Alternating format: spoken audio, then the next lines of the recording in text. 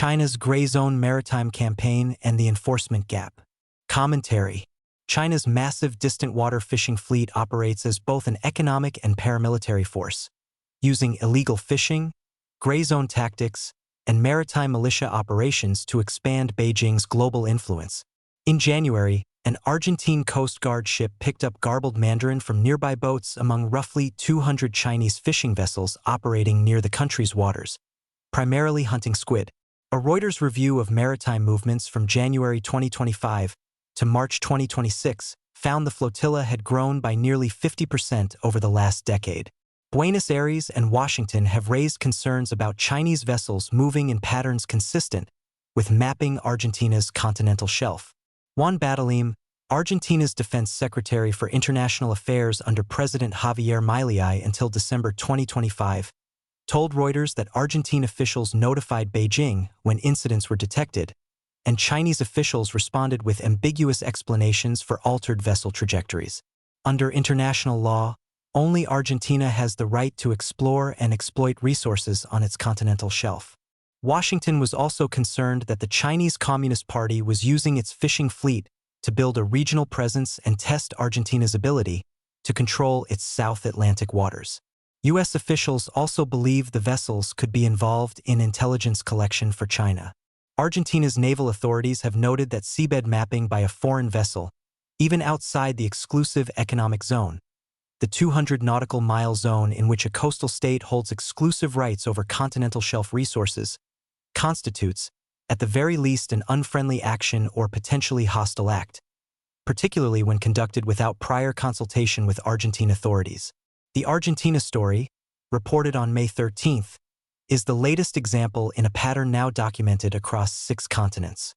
China's distant water fishing fleet is estimated at up to 16,000 vessels, more than triple the combined fleets of Japan, South Korea, Spain, and Taiwan. It logs more than 110 million hours annually in the waters of 90 nations.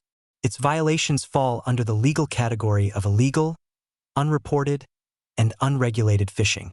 However, its paramilitary component overlaps with the People's Armed Forces Maritime Militia, also known as the Chinese Maritime Militia.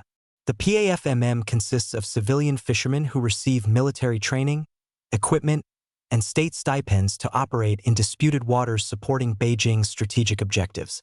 This gives China a forward presence that is difficult to confront militarily. These groups are treated as interlocking elements of the same gray zone strategy, alongside the China Coast Guard and the People's Liberation Army Navy.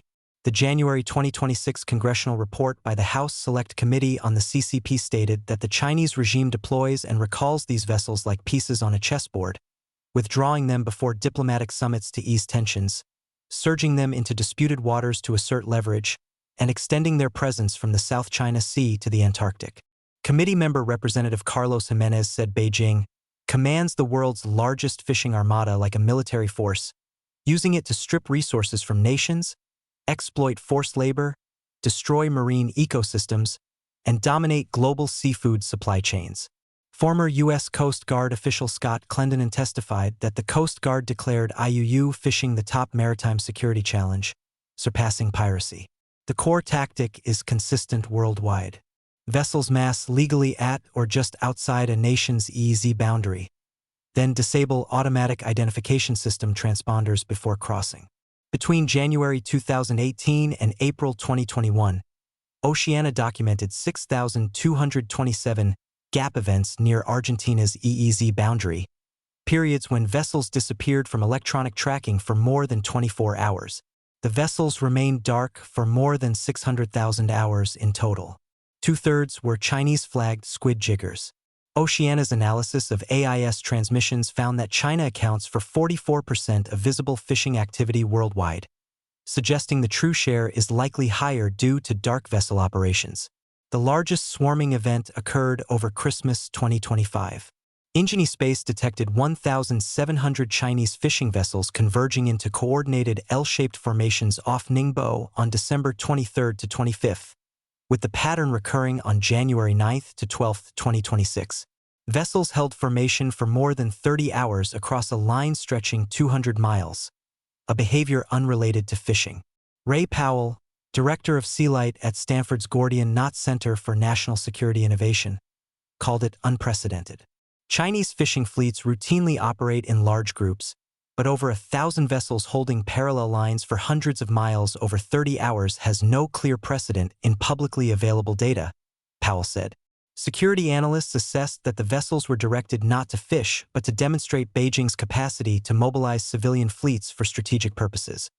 With many linked to Zhejiang province, China's largest concentration of documented maritime militia units, the United States has taken legislative and operational steps to counter the Chinese regime's illegal maritime activity. However, the fleet scale makes it difficult for the United States to respond effectively. In December 2025, the House Foreign Affairs Committee approved the Stop Illegal Fishing Act, which would authorize President Donald Trump to impose sanctions on individuals and companies engaged in IUU fishing.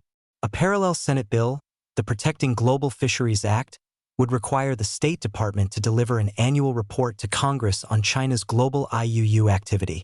The 2026 National Defense Authorization Act includes a provision banning Chinese seafood from U.S. military commissaries and dining halls. Operationally, the U.S. Coast Guard has deployed USCGC Stone and USCGC James to conduct joint operations with Argentina, Brazil, and Uruguay under Operation Southern Cross, and opened the illegal, unreported, unregulated Fisheries Center of Expertise in Honolulu to coordinate enforcement.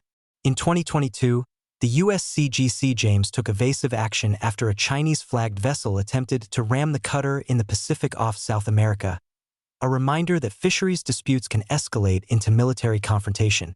Japan has also allocated $1.9 million through the United Nations Office on Drugs and Crime to fund surveillance drones, patrol boats, and image analysis systems for Argentina, Ecuador, Peru, and Uruguay. The enforcement gap, however, remains structural. As one Argentine analyst noted, maintaining a single patrol boat at sea is a significant burden when hundreds of unregulated vessels operate at the EEZ boundary.